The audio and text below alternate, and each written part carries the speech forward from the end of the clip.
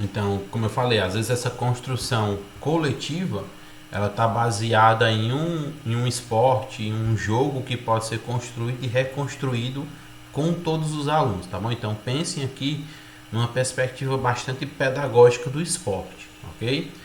Respeito à diversidade, tá? Então respeitar a diversidade, seja ela de qualquer tipo, dos nossos alunos, seja ela intelectual, física, motora, religiosa, tá bom?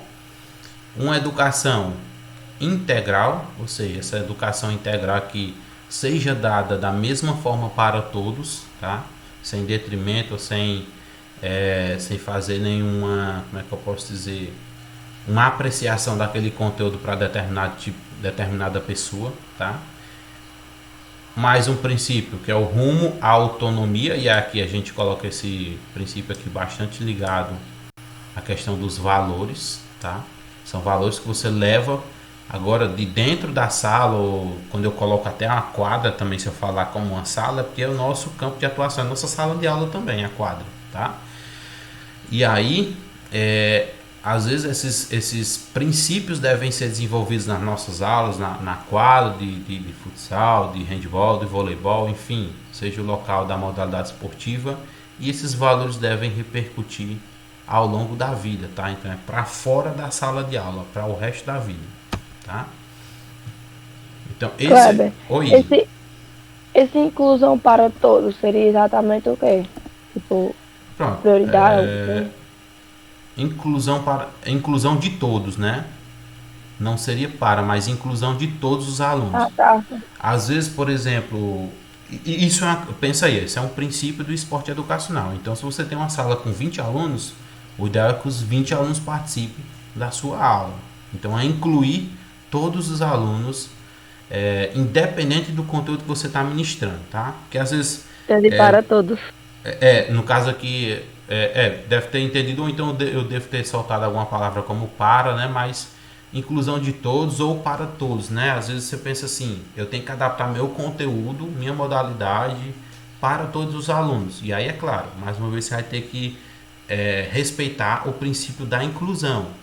Às vezes, para que o meu aluno se incluir em determinada atividade, ele tem que se sentir importante, né? Eu creio que vocês devem ter tido assim alguma vivência aí no ensino fundamental e médio em que sua sala tinha 20, 30 alunos e se vocês tiverem ido para as aulas práticas de educação física, às vezes ia 10, 5, 7, às vezes não ia nenhum, tá? Então isso aqui acontece. Às vezes pode ter vários problemas com relação à aula prática que a gente não cabe discutir, que seria tema da disciplina de educação física escolar. Mas se você tem uma turma lá e você vai projetar uma atividade para essa turma, você tem que incluir todos. E aí quando eu digo todos, entra em todas essas características de respeitar a diversidade. Você vai ter aluno que é magro, você vai ter aluno que é baixo, vai ter aluno que é alto, vai ter aluno que é rápido, vai ter aluno que é devagar, vai ter aluno com Vai ter aluno que deficiência é motora, deficiente. como é? Uhum. Justamente, aluno com deficiência. Pronto. Aí vai ter alunos com deficiência e cabe ao professor adaptar essas atividades, né? Ver como é que vai incluir esse aluno na sua aula, tá bom? Então, diga-se de passagem, eu também, como sou professor do município, quando a gente estava no momento prático, eu tinha alunos com deficiência, né? Tinha um que era. Às vezes, eu sempre me confundo na deficiência, eu não lembro se é tetra ou é paraplégico, que não tem nenhum dos movimentos, né? Mas ele não andava, ele só estava assim na cadeira de rodas, mexia o braço, mas além disso ele tinha agravos mentais, tá? Então ele tem uma deficiência mental bastante grande, tá? E aí às vezes ele ficava muito feliz quando estava participando da aula prática com os alunos e sempre que eu iniciava a aula, às vezes eu ia montar uma atividade, os alunos já perguntavam logo como é que a gente vai colocar nosso coleguinha, que era uma turma bem compreensível, né? Que era de ensino fundamental 1 e de primeiro ao quinto ano. Então eles já faziam questão que o colega deles com deficiência motora, né, que era por cadeira de rodas, participasse. E eles queriam guiar a cadeira de rodas, é claro, com todo cuidado. Ele tinha o equipamentozinho que é o coletezinho que prende na cadeira, tá bom? Sempre respeitando isso aí, que se também for para colocar o aluno em risco, é melhor você não fazer nenhuma atividade, né? Mas enfim, Se você tem o apoio dos alunos, é melhor ainda, né? com certeza, porque O, às vezes você vai projetar uma atividade, né? E aí pensando todo nesse tema, nessa manifestação aí educacional, se a turma excluir, já fica mais difícil, né? Agora, às vezes, se for o professor que, às vezes, que não tem tanto domínio de projeção, de elaboração de atividades, fica mais fácil utilizar os alunos como um gatilho, né? Para você entrar nesse aspecto aqui, ó, do princípio da construção coletiva. Poxa vida, galerinha, pensa aí numa brincadeira, como é que a gente poderia adaptar essa brincadeira para nosso coleguinha participar? E aí botar eles para poder participar da construção coletiva das atividades, né? E já pensando também em quem? Na inclusão de todos, aqueles alunos que têm dificuldade, seja motora, mental, física, de qualquer forma, tá bom? É muito interessante essa manifestação do esporte educacional, tá? Ela é muito pedagógica, muito bem elaborada, assim. Tem seus prós e contras, tá? Mas aí os prós e contras eles estão engajados no momento em que o professor vai utilizar, tá? Porque se a gente tem 3 dimensões do esporte, cada uma delas pode e deve ser utilizada em momentos específicos, tá bom? Encerrando aí o esporte educacional, a gente vai falar um pouquinho agora do esporte de rendimento, né? Então, o esporte de rendimento, por si só, vocês já devem ter uma pequena ideia, né, de como é que deve ser essa manifestação de esporte, até mesmo porque ela é bastante vista, não agora atualmente que está em período de pandemia, mas ela já foi bastante vista aí nas nossas escolas, tá? Então a competição de alto rendimento é caracterizada pelos princípios da sobrepujança, né? Busca da vitória sobre os adversários, tá bom? De comparações objetivas entre jogadores e equipes a partir da padronização dos locais de disputa, normas e regras universais. De seleção dos jogadores, né? Pelas habilidades, idade, sexo, biotipo físico adequados às modalidades, da especialização, que é a redução de repertório de ofertas de modalidades para se obter maior grau possível de rendimento, e de instrumentalização, regras e métodos cada vez mais requintados são aplicados na busca do melhor rendimento. Em resumo, quando eu falo seleção de jogadores, eu estou falando de exclusão, tá? Então por isso que eu coloquei aqui o exemplo, né? Fazendo aí a informação, fazendo um link com o que eu estava falando do esporte educacional, né? Na maioria das vezes quando a gente estava aqui no esporte, nas aulas práticas, antes do período aí de pandemia, né? A gente tinha muito esse esporte de rendimento empregado em nossas escolas, principalmente aí nos períodos de interclasse, de competições aí, jogos escolares na escola, no município, né? Desculpa. E aí um dos principais pontos a serem discutidos é esse aí, que o esporte de rendimento ele visa uma assemelhação com o esporte profissional que a gente vê aí na televisão, onde se busca seleção de jogadores. Então, quando você busca ou quando você faz uma seleção de jogadores, quer dizer que você vai excluir alguns. Isso daqui na escola, pensar dessa forma, por isso que eu disse, tudo tem o seu momento, né? Então aqui, em alguns momentos você vai utilizar o esporte de rendimento, e aí eu vou já fazer essa defesa, mas a sua aula não deve ser pautada totalmente no esporte de rendimento, porque senão você acaba fazendo o quê? Uma exclusão de seus alunos. E aí, isso aqui é a principal característica que se diferencia do esporte educacional. Como a gente falou anteriormente, o esporte educacional, ele faz o quê?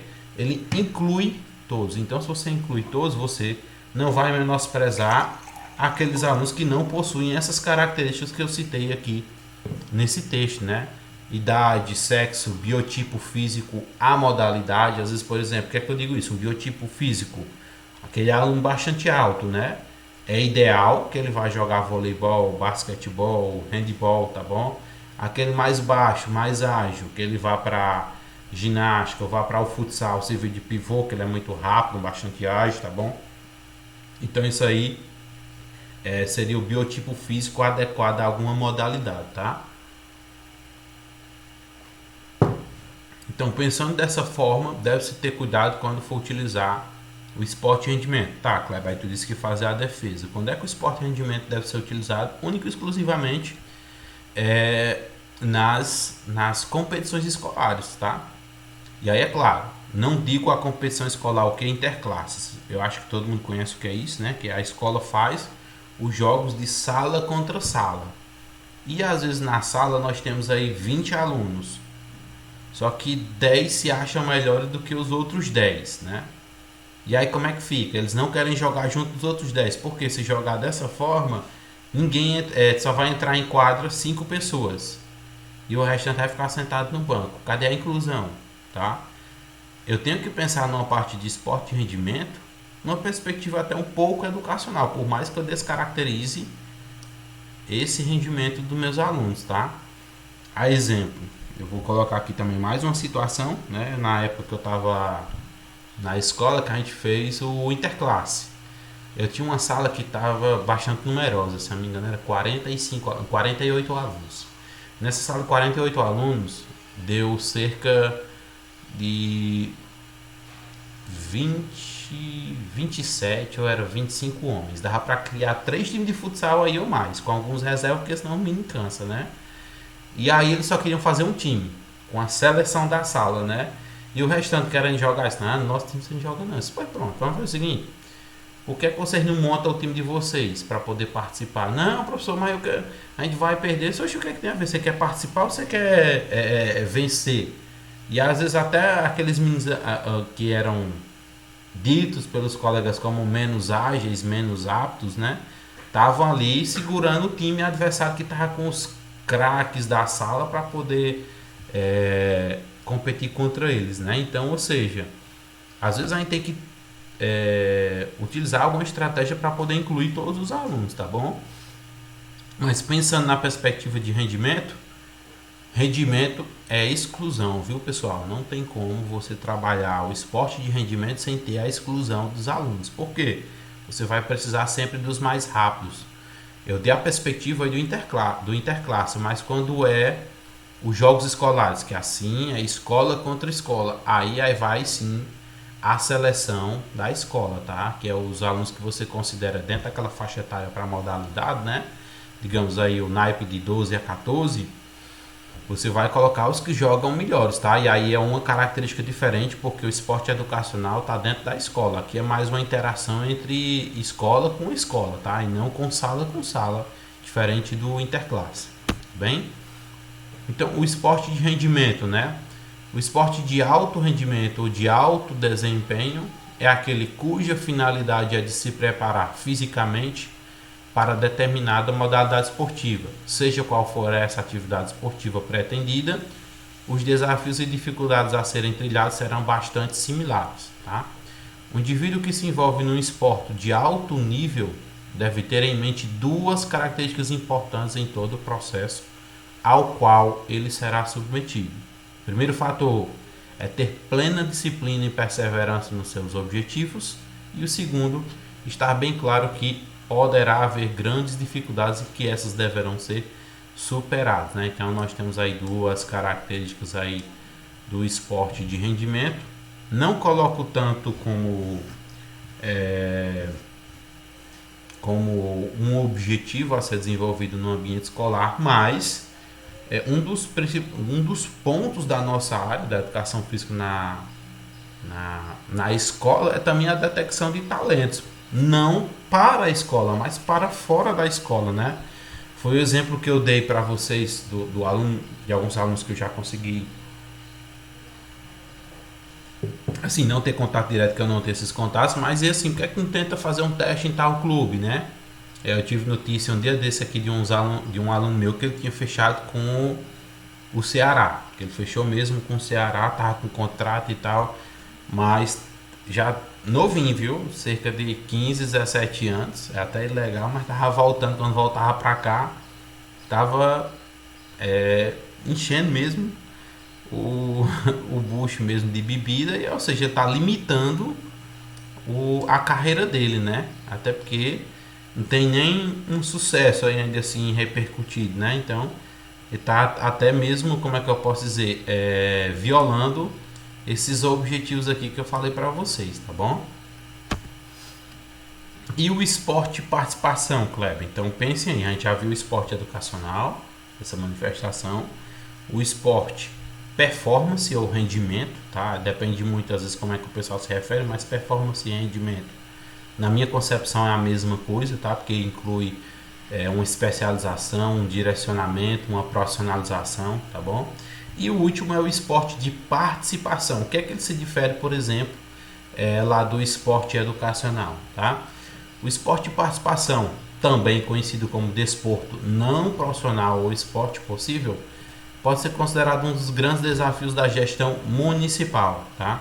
Garantir e propiciar a todos os munícipes o desporto previsto pela Constituição Federal e regulamentado por todas as outras legislações vigentes. Em resumo, como é que eu poderia colocar isso aqui? Lembra lá daquele desporto que a gente falou lá da carta do lazer, né? Que é pelo prazer, como já está aqui. Então tem muita relação com quem? Com o lazer, ok? Então o esporte de participação, o maior objetivo dele é o prazer, tá? Então seria muito empregado aí o esporte e lazer, tá? O segmento esporte e participação inclui iniciativas desportivas que têm como objetivo principal a interação social entre seus praticantes e a promoção de bem-estar, saúde e qualidade de vida. Lembra lá desses preceitos que a gente falou dentro da Carta Internacional de Lazer? Cabe destacar que o esporte de participação é tão importante quanto o esporte educacional e o esporte de rendimento, pois será alicerce e fomentará ambos em momentos diferentes, tá bom? Então é claro, uma prática esportiva, seja ela para o rendimento ou seja ela para o educacional, exige a participação do meu aluno. Por quê? Ninguém fica em determinada modalidade esportiva ou em determinada prática se ela não gostar. E esse gostar está muito ligado ao quê? Ao prazer. Porque você não vai estar praticando uma modalidade que você não gosta. Por isso que o ideal sempre na escola é o aluno ter o máximo de vivências possíveis. Tendo essas vivências, ele vai ter a característica da escolha. Por quê? Ele vai escolher aquilo que ele mais gosta. Aquilo que ele mais gosta é em detrimento de quê? Que gera mais prazer para ele, tá bom? E não uma coisa que ele vai estar praticando somente por obrigação, ok? Lembre-se desse pressuposto para poder fazer essa definição aí do esporte educação e o esporte participação, ou esporte educação e o esporte performance, tá? Então, é claro que aqui mesmo como foi colocado no texto, esse esporte de participação ele serve de alicerce para cada um dessas manifestações esportivas, tá? Só dando uma olhada se está todo mundo aqui.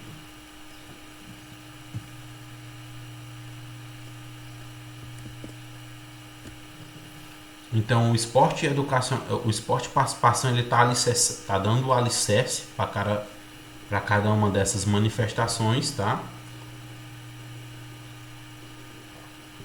E ele pode ser utilizado como um direcionamento para os alunos. Às vezes os alunos não se identificam, e aqui eu poderia dar 1001 exemplos, mas com a modalidade esportiva coletiva. Aí não gosto de jogar futsal não, com outras pessoas não. Eu gosto de uma coisa mais individual. Você pode fazer um direcionamento para o atletismo, se ele gostar, né?